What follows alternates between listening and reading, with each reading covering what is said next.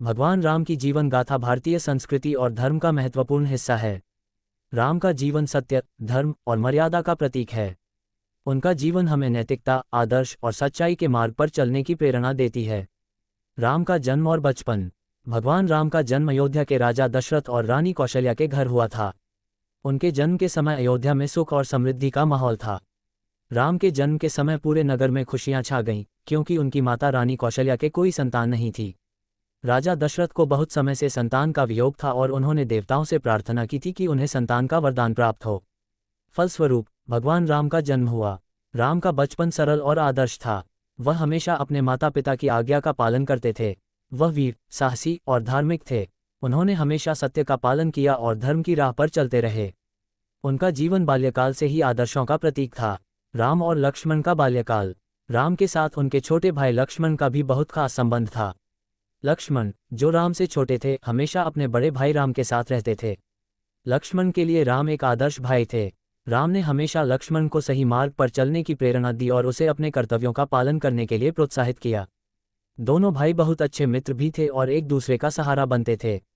राम और लक्ष्मण का संबंध एक आदर्श भाई भाई का था। वे एक दूसरे के सुख दुख में शामिल रहते थे और किसी भी समस्या का सामना मिलकर करते थे। राम का वनवास। राम का जीवन एक बहुत बड़ा संघर्ष था, लेकिन उन्होंने कभी भी धर्म से विचलित नहीं होने दिया। एक दिन राजा दशरथ ने अपने पुत्र राम को राजा बनाने का निर्णय लिया। ये निर्णय अयोध्या में खुशी का माहौल पैदा करने वाला था, लेकिन इस खुशी के बीच एक षड्यंत्र पनप रहा था। राजा दशरथ की पत्नी कैकेयी ने राम को वनवास भेजने को कह दिया और अपने पुत्र भरत को राजा बनाने की मांग की। राजा दशरथ इस बात से बहुत दुखी हुए, लेकिन वह अपने वचन के पक्के थे और उन्होंने राम को वनवास भेजने का निर्णय लिया। राम ने अपनी पत्नी सीता और छोटे भाई लक्ष्मण के साथ अयोध्या छोड़ दी। उनका यह वनवास एक बहुत बड़ा त्याग था। वे जानबूझकर अपने व्यक्तिगत सुखों को छोड़कर धर्म का पालन करने के लिए वन में गए। यह उनके जीवन का एक महत्वपूर्ण मोड़ था। राम ने कभी भी अपने पिता या माता से कोई नाराजगी नहीं दिखाई। उनका उद्देश्य केवल धर्म का पालन करना था, चाहे इसके लिए उन्हें कितनी भी कठिनाई क्यों न सहनी पड़े। सीता हरण और रावण का वध। वनवास के दौरान रावण, लंका का राक्षस राजा, ने सीता का हरण कर लिया। रावण ने सीता का अपहरण करके उन्हें लंका ले जाकर बंदी बना लिया। राम और लक्ष्मण ने सीता को छुड़ाने के लिए कड़ी मेहनत की। उन्होंने समुद्र को पार किया और लंका पहुंचने के लिए विभीषण से मदद ली। राम ने अपनी सेना बनाई और रावण से युद्ध करने के लिए तैयार हुए। राम और रावण के युद्ध की गाथा बहुत प्रसिद्ध है। राम ने न केवल युद्ध कौशल का अद्भुत प्रदर्शन किया, बल्कि उन्होंने रावण को उसकी गलतियों का एहसास भी कराया। रावण का वध करके राम ने धर्म की विजय सुनिश्चित की। रावण के मरने के बाद राम ने लंका का राज्य विभीषण को सौंपा, जो एक योग्य और धर्मनिष्ठ व्यक्ति थे। राम का आदर्श और नेतृत्व। राम का जीवन एक आदर्श के रूप में हमारे सामने है। उन्होंने कभी भी अपने कर्तव्यों से विमुख नहीं हुए। चाहे वह पिता के वचन का पालन हो, पत्नी सीता की रक्षा हो, या अपार दुश्वारियों के बावजूद सच्चाई का साथ देना हो, राम ने हर क्षेत्र में उदाहरण प्रस्तुत किया। राम का नेतृत्व भी अद्वितीय था। युद्ध में उनका नेतृत्व बहुत प्रभावशाली था। उन्होंने कभी भी अपने सैनिकों को बुरी स्थिति में नहीं छोड़ा और हमेशा उन्हें हिम्मत दी। उनका उद्देश्य केवल युद्ध जीतना नहीं था, बल्कि समाज में सत्य और धर्म की स्थापना करना था। राम ने ये सिद्ध किया कि नेतृत्व का असली मतलब केवल विजय प्राप्त करना नहीं, बल्कि अपने लोगों की भलाई और उनका कल्याण करना है।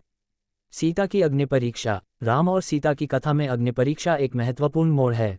कुछ लोगों ने सीता के पवित्रता पर सवाल उठाया। समाज में फैली अफवाहों के कारण राम को यह निर्णय लेना पड़ा कि सीता को अग्नि परीक्षा से गुजरना होगा। सीता ने निडरता से अग्नि परीक्षा दी और उसमें सफल रही, जिससे उनकी पवित्रता सिद्ध हुई। राम ने ये निर्णय लिया क्योंकि वह जानते थे कि एक राजा को समाज की भावनाओं का भी ध्यान रखना चाहिए। इस घटना में राम ने यह सिद्ध किया कि कभी कभी एक राजा को व्यक्तिगत सुखों से ऊपर उठकर सामूहिक भलाई के लिए कठिन निर्णय लेने पड़ते हैं। राम का राज्याभिषेक और धर्म की स्थापना। राम का राज्याभिषेक अयोध्या लौटने के बाद हुआ।